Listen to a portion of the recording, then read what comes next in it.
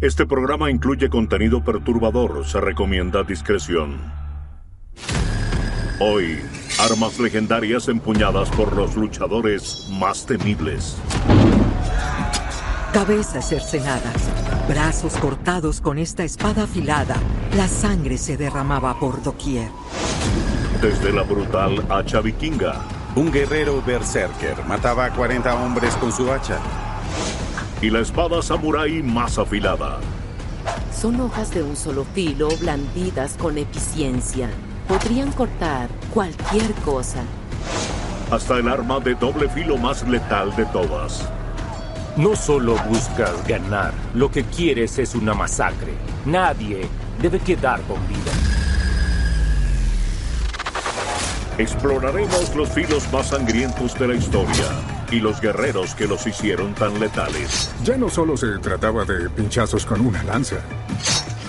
Hablamos de extremidades y cabezas volando fuera de los cuerpos. No todos los inventos se hacen con buenas intenciones.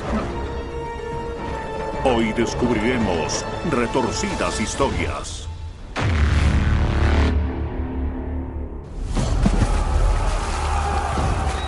Año 793.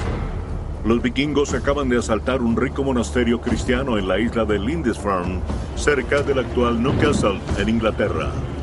Uno de los eventos más aterradores que sucedieron en la Inglaterra medieval fue cuando aparecieron los vikingos, y lo hicieron por la fuerza en uno de los primeros registros de Lindisfarne, y destruyeron la abadía. Es un antiguo monasterio, un monasterio rico. Siempre había existido. Tenemos evidencias de su riqueza. Y escuchamos que entraron y mataron a todos. Simplemente destruyeron sin razón un monasterio entero que había estado allí durante siglos, que era importante para la sociedad religiosa. Los monjes no lucharon. Ellos murieron. Y fueron los monjes sobrevivientes quienes escribieron la historia y crearon esta imagen de los vikingos como guerreros horribles, brutales, salvajes y dementes. El terror que causó cuando los vikingos llegaron y se llevaron todo fue extraordinario. Estas personas salían del agua en sus botes y destruían todo cuanto veían para luego irse. Se convirtió en el modus operandi de los vikingos. Los vikingos eran muy temidos porque eran una fuerza de ataque y de retirada. Remaban hasta un muelle, desembarcaban, causaban estragos y caos en los pueblos y violaban, saqueaban, tomaban lo que podían, volvían a sus botes y se iban antes de que la ciudad pudiera defenderse o atacar a los vikingos. Y luego iban al siguiente pueblo y hacían lo mismo. Y así una y otra vez. La clave de sus exitosos asaltos era un arsenal de armas mortales. Las armas vikingas se pregonan en la historia y deberían serlo. Eran armas de guerra. Eran armas destructoras hechas por un pueblo que quería destruir y admiraba la devastación. Pero, de todas sus armas, ninguna es más temible y legendaria que el hacha vikinga. Si piensas en un hacha y el daño que podría hacerle a alguien, quiero decir, si no asesta un golpe mortal que penetre en el cuerpo o le quite una extremidad o algo así, la fuerza de percusión ejercida por el hacha matará a la persona. Ellos tenían hachas barbadas, cuyas hojas se extienden hacia la empuñadura. Y había otras hachas, las danesas, con una empuñadura más larga y que puedes blandir con más facilidad para partir un árbol o una persona. Un hacha barbada tiene muchos bordes de combate diferentes, pero el único borde definitivo para matar es esa cabeza redondeada y afilada del hacha con el peso de atrás que podría atravesar tu cuerpo. Las hachas no eran solo para matar. También eran una herramienta que podían usar para reparar su barco. Eso mismo de lo que dependían para provocar una guerra. Entonces eran como una navaja suiza si se quiere, pero una realmente grande con la que decapitabas a una persona. Esta herramienta versátil también pudo ser el arma de ejecución utilizada en un ritual sádico conocido como el águila de sangre.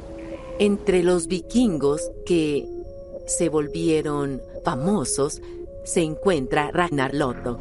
Ragnar fue arrojado a un pozo de víboras, de serpientes, por el rey Ela, y fue ahí en donde lo mataron. Según la leyenda, en venganza por eso, su hijo Ivar el Deshuesado y sus hermanos se vengaron de Ela perpetuando el águila sangrienta. La idea era tomar una espada y desgarrar la piel. Luego usabas un hacha para romper las costillas, expandirlas hacia afuera, hacia arriba.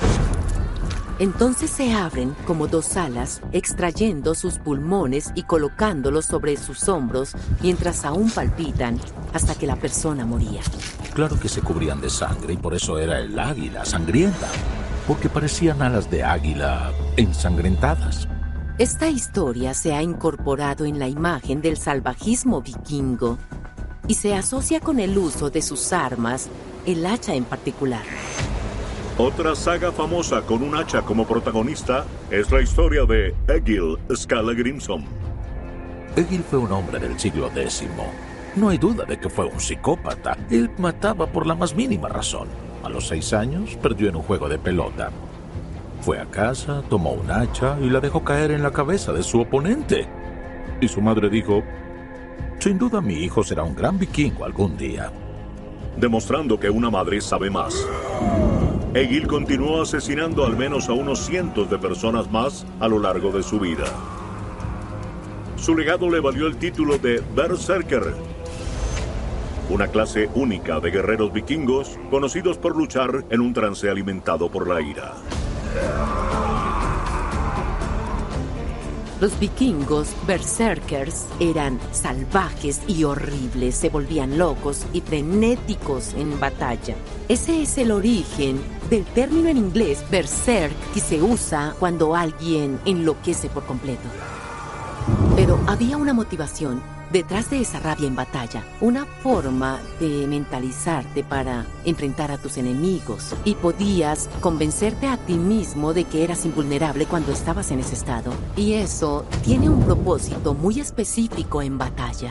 Los berserkers eran más psicópatas que los psicópatas vikingos. Algunos creían que los berserkers tomaban una especie de alucinógeno antes de irse a la batalla para entrar en frenesí. Todo tipo de cosas, desde hongos hasta otros psicodélicos. Creo que eran los peores dentro de los peores. Uno de los ataques berserker más legendarios ocurrió en una batalla del 1066. Después de la muerte de Eduardo el Confesor, el rey de Inglaterra, no había un sucesor al trono. Y lo que terminó sucediendo fue que mucha gente deseaba ocupar ese trono. Incluyendo al rey de Noruega, Harald Hardrada, quien reunió un ejército de casi 9.000 vikingos y 300 barcos para apoderarse de Inglaterra.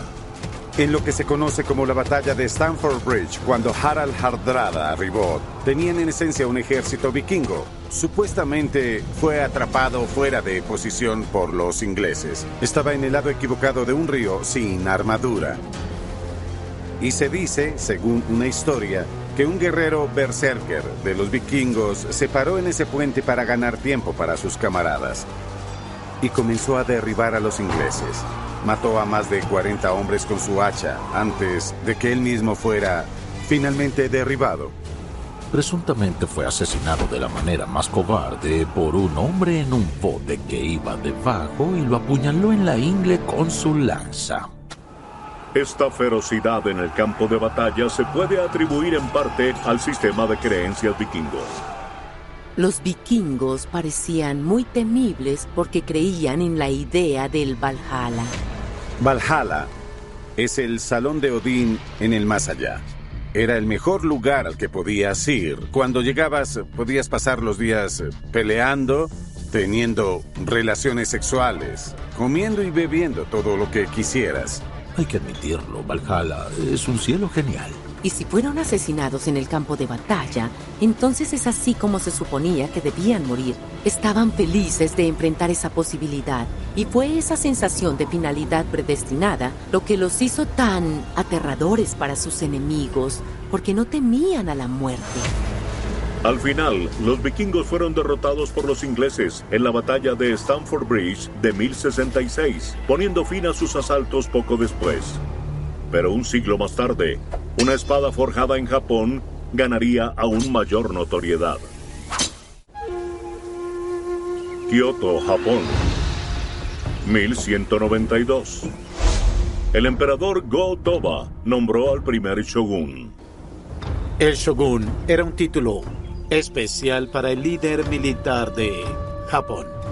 El shogun era el máximo poder. Podía hacer cualquier regla que quisiera. Apoyando al shogun había una clase élite de caballeros guerreros conocidos como los samuráis. Los samuráis eran personas muy singulares. Ellos no eran como el típico guerrero per se. Por supuesto, era común que un samurái aprendiera esgrima, a montar a caballo, estrategia militar básica. Pero también tenían que escribir, hacer poesía, a leer los clásicos, por lo que tenían una educación superior. Sus mentes podían ser agudas, pero sus espadas lo eran aún más. La espada siempre llamó la atención como el arma predilecta del samurái. Y se convirtió en algo así como: si no tenías la tuya, no eras un samurái. La espada más reconocida del samurái es la katana. Es ligera, sencilla, afilada, con una hoja curvada de acero que medía de 60 a 90 centímetros de largo.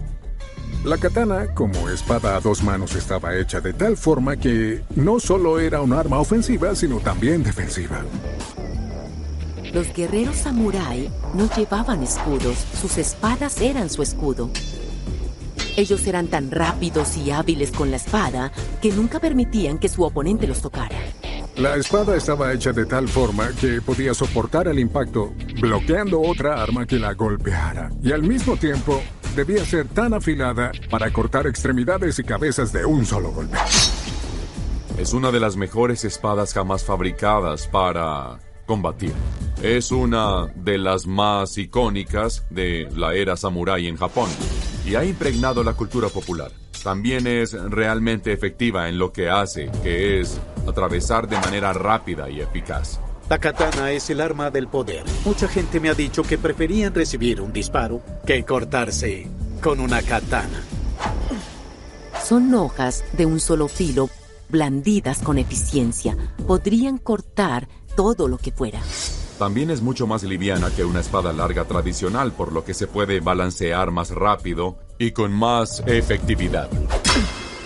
El poder legendario de la katana comienza con su forja. Una de las características únicas de la katana es su estructura material. Tiene un acero muy endurecido en el borde, lo que lo hace muy afilado. Pero tiene un acero dulce en el núcleo que lo hace duradero y flexible. Está construida con hierro mineral de la más alta calidad, fundido a partir de arena de hierro. Y eso es lo que la hace tan dura, capaz de cortar vidrio. El proceso de fabricación consiste en tomar arena de hierro, una forma única del mineral, y ponerla en un fuego muy caliente a más de 2500 grados Fahrenheit. Este proceso reduce el hierro hasta obtener un acero al carbono que luego se puede trabajar y convertir en espadas. Una vez que la espada está casi terminada, es bendecida por un sacerdote sintoísta para purificarla espiritualmente, preparándola para el samurái. Se vuelven casi inseparables. Es sabido que una buena espada tiene un alma buena, en cierto sentido, y eso es lo que cuida y aprecia a su dueño, el samurái. Entonces, si tu espada estaba en el suelo y alguien la pisó, estaba pisando tu alma. Así que puedes matarla. Pese a la espiritualidad de los samuráis, la forma en que probaban sus espadas era bastante oscura. Probaban la espada en humanos a ver qué tanto cortaba. Como puedes ver aquí, los cortes de prueba a menudo se grababan en oro y plata. Lo más probable es que se tratara de criminales que ya iban a ser ejecutados. Y se ofrecieron para ser los objetivos. Entonces, como uno de estos aquí, son 2 cuerpos, también cortados por el torso, y solían apilarlos para atravesarlos. Debía ser horrible para el sujeto del medio si fallaba. Pero no todos los sujetos de prueba eran criminales. Había otros samuráis que eran malos y querían poner a prueba su habilidad o su espada en gente inocente. Debes entender que en ese momento la clase baja era vista como peones. Sus vidas no importaban mucho. Hubo casos en los que los samuráis malvados se escondían y esperaban a un plebeyo para probar la espada y ver qué tan bien atravesaba su objetivo. Hay una historia sobre un samurái malvado llamado Gonpachi, el asesino del puente. Él salía de noche y mataba por diversión. Personas así no personificaban al verdadero samurái. Matar a alguien por egoísmo va en contra de lo que llamamos el código del buen samurái. Según la leyenda, así como la maldad puede formar parte de un samurái, también se extiende a su espada. Existe una vieja historia acerca de 2 herreros, Muramasa y Masamune, y se les plantea un desafío para ver quién hacía la mejor katana. Cuando estaban terminadas, las espadas fueron colocadas en un río, con el borde en contra de la corriente. La espada de Muramasa atravesó todo. Peces, hojas, todo lo que tocó lo cortó. Mientras que la espada de Masamune solo lo hizo con las hojas y la hierba que fluían en el agua. Creyendo que su espada era superior, Muramasa se declaró rápidamente victorioso. Hasta que un monje intervino y dijo, no, la espada que atraviesa todo es malvada. Pero la espada de Masamune perdonaba, porque dejaba al pez solo. Masamune era muy grande y Muramasa muy malvado. Las espadas de Muramasa se hicieron populares porque todo el mundo estaba intrigado por estas armas del mal. Y algunas de estas se usaron en horribles escenas de asesinatos y violencia. Tokugawa, que era el shogun en ese momento, resultó herido, como su padre, por espadas de Muramasa. Siempre tuvo la superstición de que causarían muerte o mala suerte a su familia. Entonces hizo una ley que establecía que era ilegal poseer espadas de Muramasa. Y ahora hay pocas porque fueron destruidas. Pero la katana no era la única espada del samurái. Había otras para propósitos mucho más oscuros. La katana es el arma más asociada a los guerreros samurái del Japón feudal. Pero había otras 2 espadas usadas por ellos que eran igual de letales. Una es el wakizashi. Se sabe que un wakizashi es la espada compañera de la katana. Y es porque las katanas solo podían ser usadas por un samurái. Pero wakizashi podía ser usada por gente de otras clases. Por eso se fabricaron tantos wakizashis. Y sus números superan a los de las katanas. Un wakizashi mide entre 30 centímetros y medio metro, y una katana puede medir eso y más. Por último, pero no menos importante, el tanto. El tanto llegó a Japón en el siglo IX y ganó mucha popularidad. Es una hoja muy corta y debido a eso es fácil de ocultar, de manejar y también es rápida. El tanto es básicamente un cuchillo, un ojo gigante o una daga. Fueron diseñados para apuñalar o rebanar. Y eran muy gruesos, de hasta 9 o 10 milímetros de grosor. Tenían filo de navaja, pero aún así eran muy fuertes. Con eso podías perforar algunas partes de la armadura dependiendo del tipo. El tanto es nuestra espada corta, la katana es la larga, el wakizashi es la longitud media. Es como el hijo medio. Las habilidades necesarias para empuñar una de estas espadas pueden tardar una vida en perfeccionarse. Pero en el siglo XVII, un legendario espadachín inventó un nuevo estilo de lucha. usando 2 de ellas a la vez, el Niten y Chiryu. Miyamoto Musashi es conocido como el mejor espadachín de Japón. Musashi estaba adelantado a su época. Fue un pionero en lo que respecta a la estrategia. Mucha gente peleaba solamente con su espada larga, algo así como la regla no escrita. Y luchó, ¡pum! Alguien lo bloqueó, sacó su espada corta y mató al sujeto. Ahora podía usar 2 espadas. Eso iba contra lo que era el código no escrito, así que desarrolló estas nuevas estrategias y por eso era peligroso. Tuvo más de 60 duelos y murió por causas naturales, lo que se dice que era muy bueno, porque cuando perdías un duelo no vivías. Pero la muerte no siempre llega a manos del enemigo. Cuando un samurái tenía que enfrentarse al deshonor o quería escapar de él, cometía suicidio ritual o harakiri seppuku. Seppuku es tomar una espada. Por lo general se usaba un tanto o el wakizashi y la introduces en tu intestino para básicamente desentrañarte. Esta era una forma de preservar su honor al dejar este mundo. Los samuráis creían que su alma saldría de su estómago. Así que en tiempos de seppuku hacían una incisión y abrían el estómago para que todas las entrañas quedaran expuestas y eventualmente ese samurái moría por la pérdida de sangre o había un asistente que lo decapitaba cuando llegaba el momento. La historia más famosa sobre seppuku fue la historia de los 47 Ronin. En 1701, el señor Asano Naganori recibió la orden de cometer seppuku después de agredir a un funcionario judicial corrupto. Cuando la muerte de Naganori dejó a sus 47 samuráis sin maestro, se les conoció como Ronin. Y su único objetivo era vengar a su señor. Pero sabían que al hacerlo tendrían que renunciar a sus vidas. Después de unos 2 años de planificación, los 47 Ronin cobraron su venganza, matando al funcionario judicial. Tomaron su cabeza, la presentaron en el templo y luego esperaron allí para recibir su castigo, que era, por supuesto, al ser samuráis, que podían cometer seppuku. 46 de los 47 Ronin terminaron sus propias vidas de manera ritual. Uno de los hombres fue indultado, algunos dicen que por su corta edad. Todos los respetan hasta el día de hoy por lo que hicieron y cómo lo hicieron. Y demostraron cuán profunda era la lealtad y el honor para un samurái. Entonces, en ese sentido, eso es un gran ejemplo de lo que era el seppuku. Esto marcaba el fin del honor.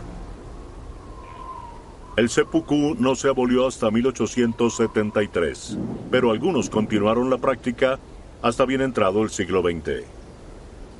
Por eso hay un episodio de seppuku moderno del famoso autor Yukio Mishima. El 25 de noviembre de 1970, Mishima, con ayuda de uno de sus seguidores, realizó el seppuku frente a la base del ejército de Tokio, tras su fracaso en incitar un golpe de estado. Él hizo que uno de sus mejores estudiantes lo decapitara. El primer corte golpeó su hombro. El segundo cortó su cabeza. Y él estaba en pánico en ese momento. Y en el tercer intento lo logró. Mientras que el suicidio ritual cayó en desuso, hay otro sacrificio espeluznante que continúa en la actualidad.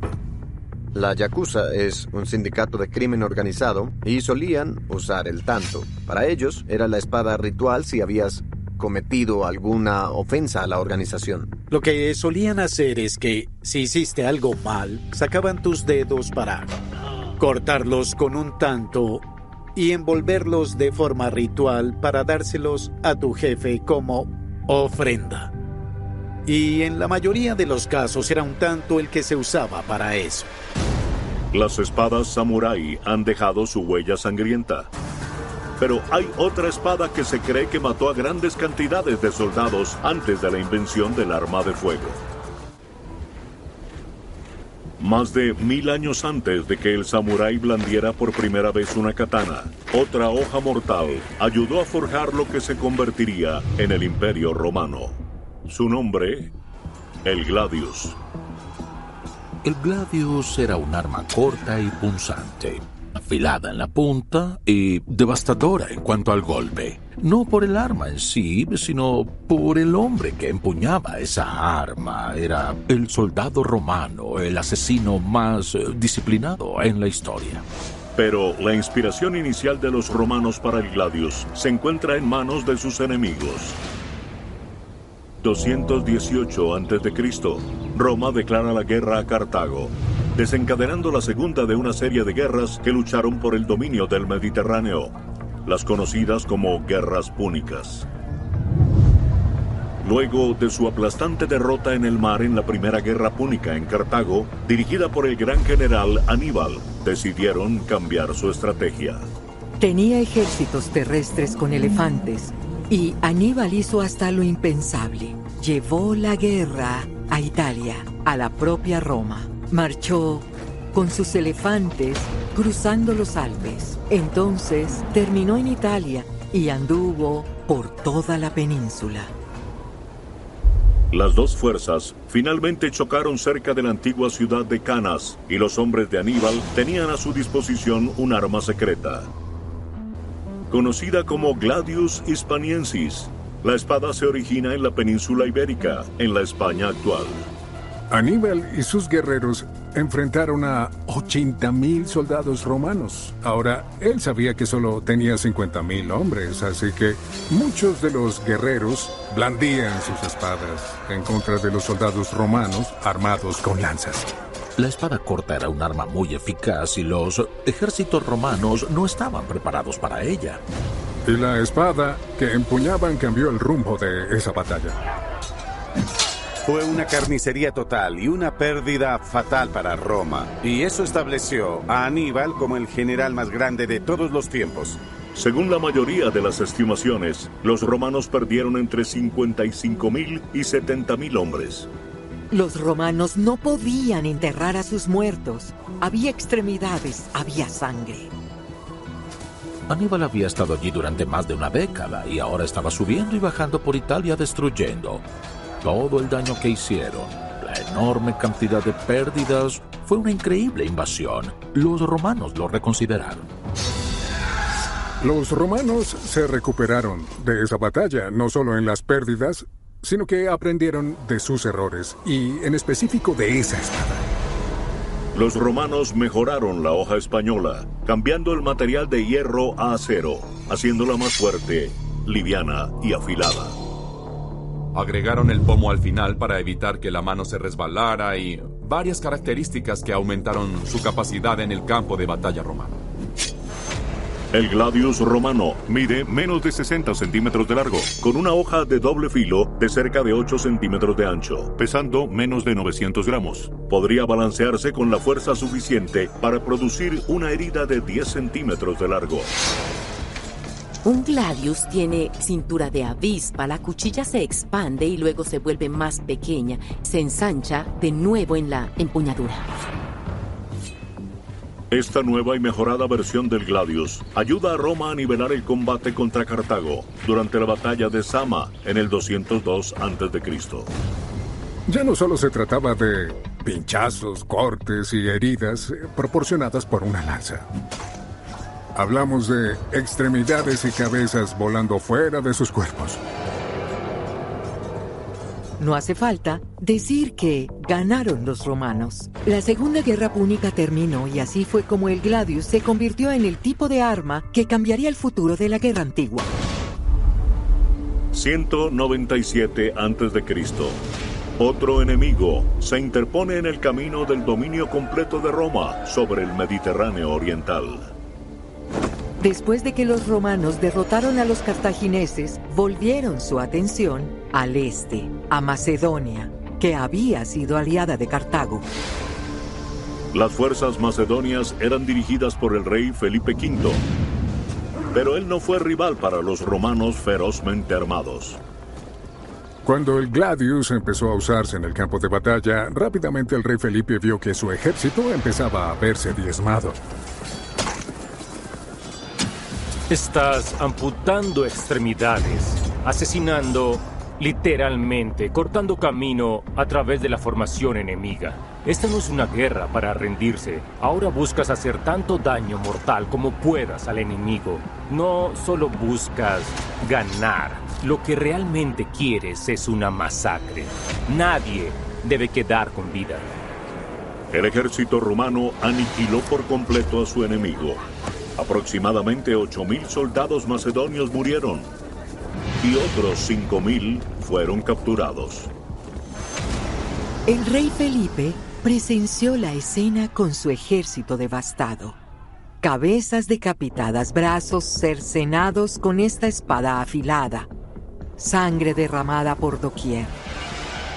Y decidió huir de allí ignominioso para no ser visto nunca más.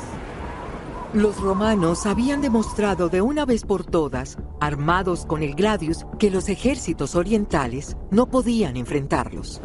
Grecia cayó y Roma continuó hacia el este.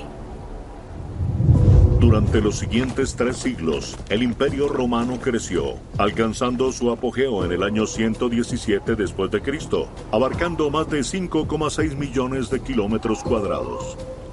El gladius es lo que daba a los romanos su ventaja en el campo de batalla, permitió la efectividad en sus tácticas y en última instancia convertirse en la superpotencia militar sobre el Mediterráneo que se recuerda aún hasta el día de hoy. El gladius era solo una espada corta, pero a lo largo de la historia se convirtió en una de las armas más devastadoras para la humanidad. Ninguna había acabado con tantas vidas hasta que se inventó el arma de fuego. Una vez que Roma logró su superioridad en el campo de batalla, logró superioridad en la política, la economía y de muchas maneras en todo el Mediterráneo, que era el mar romano hasta donde sabían. Y todo esto se remonta al gladius y sus capacidades como arma de guerra. El concepto romano de la guerra no tenía que ver con el desgaste, no se trataba de agotar al enemigo, no se trataba de llegar a ningún acuerdo. La guerra consistía en borrar a tus enemigos de la faz de la tierra. Podías vivir feliz porque eras el único que quedaba con vida. El gladius en sí mismo representaba el castigo, era la encarnación del poder romano. Para cuando llegamos al periodo imperial en Roma, vemos a personas condenadas a la pena de muerte por la sentencia del ad gladium. En otras palabras, aquellos que han violado las leyes del Estado son castigados con el gladius. El gladius es en sí la muerte. La espada mortal era tan icónica que se convertiría en sinónimo del deporte más sangriento y legendario de la historia. El gladius cambió cuando se convirtió en el arma del gladiador. Y de hecho el término gladiador proviene del gladius, que es el arma favorita de Roma. Los juegos de gladiadores tenían un propósito: saciar la sed de sangre de una multitud. ¿Qué querían ver todas esas 50,000 personas que iban al Coliseo? No a alguien siendo pinchado, sino acuchillado. Alguien siendo cortado, sangre derramada por todas partes. Y cuanto más espantoso, cuanto más violento, mejor. Servían para mostrar a los hombres destrozando a otros. Los gladiadores que empuñaban el gladius, aunque eran asesinos entrenados, también estaban entrenados para salir vivos. Fueron entrenados para simplemente mostrar sangre, para cortar la carne, de tal forma que la persona pudiera continuar peleando y sobrevivir para enfrentar los combates por venir. Así que imagina los galones y galones de sangre que se derramaron en esa arena. Era entretenimiento, y fue eso lo que cambió el gladius. Ahora era un arma para el disfrute de los romanos.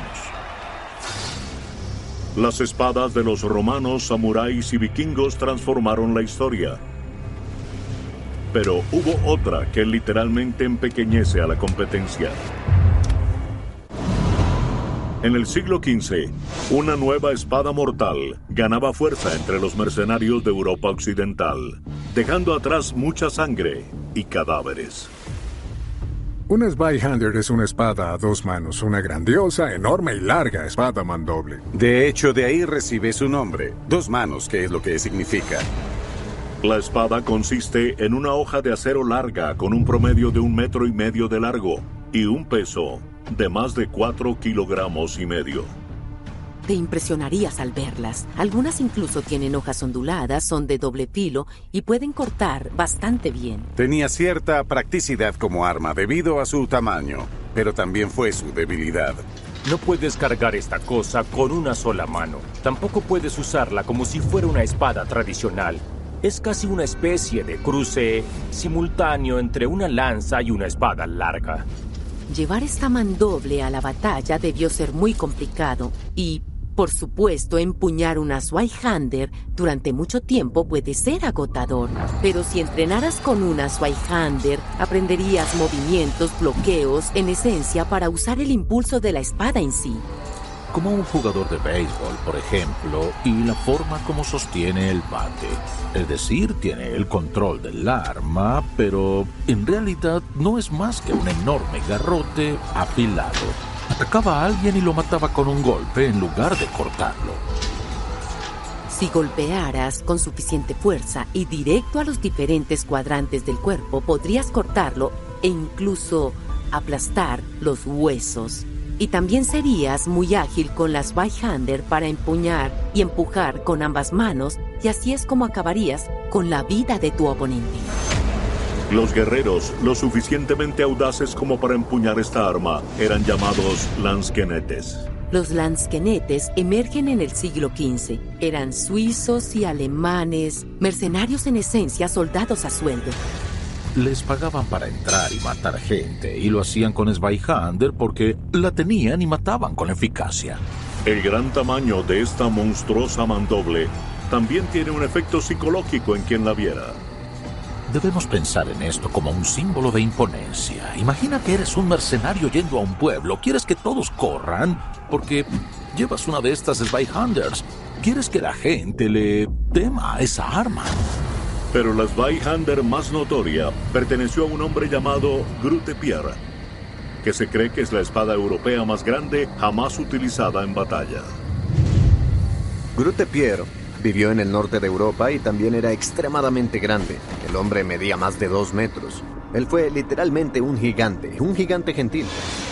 Se dice que fue un excelente espadachín con la Zweihander. De hecho, su propia Zweihander pesaba casi 7 kilogramos. Era muy pacífico, un granjero que era feliz con su esposa y sus 2 hijos. Entonces apareció la Banda Negra. La Banda Negra era un grupo de mercenarios lanzkenetes contratados por los sajones que básicamente hacía el trabajo sucio por el que los sajones no querían ser reconocidos. Lo que hacían en cualquier campaña era saquear, robar, violar y robar a campesinos. Como resultado, la Banda Negra fue bastante conocida en todo el norte de Europa. Fueron al área de Grute, arrasaron con su granja, violaron y asesinaron a su esposa, demolieron su iglesia, básicamente destruyeron todo lo que le importaba. Se quedó sin hogar, sin propiedades, ya no le quedaba nada en absoluto. Y entonces Pierre se lo tomó personal. Y así armó lo que se conoce como la Brigada Negra de Arum.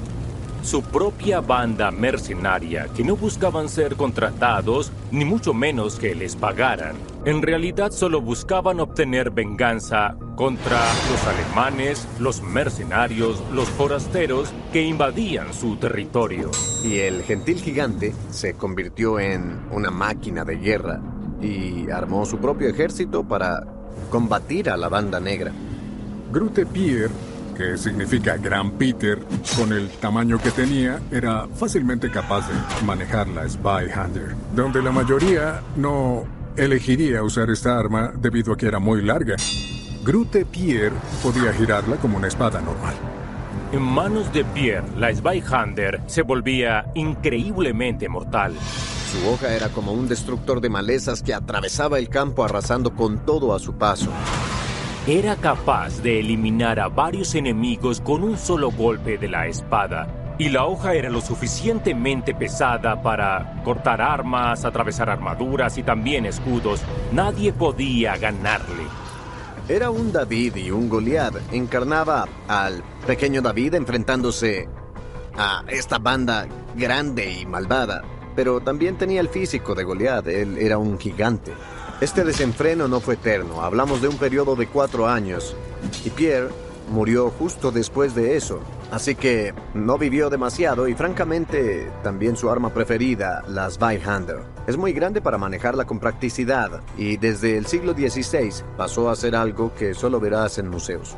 Zweihander seguía siendo muy intimidante y llamativa, y continuó usándose en circunstancias ceremoniales, así como exhibiéndose todo el tiempo, como se hace hasta el día de hoy, aunque su efectividad en el campo de batalla fue muy limitada. Al igual que su famoso portador, la leyenda de Zweihander sigue viva junto con la de Pierre. Independientemente de su tamaño, forma o número de muertos, armas como el hacha vikinga, la katana, el gladius y la Zweihander transformaron en leyendas a los guerreros que las empuñaron, inspirando miedo y fascinación y forjando un eterno legado de sangre.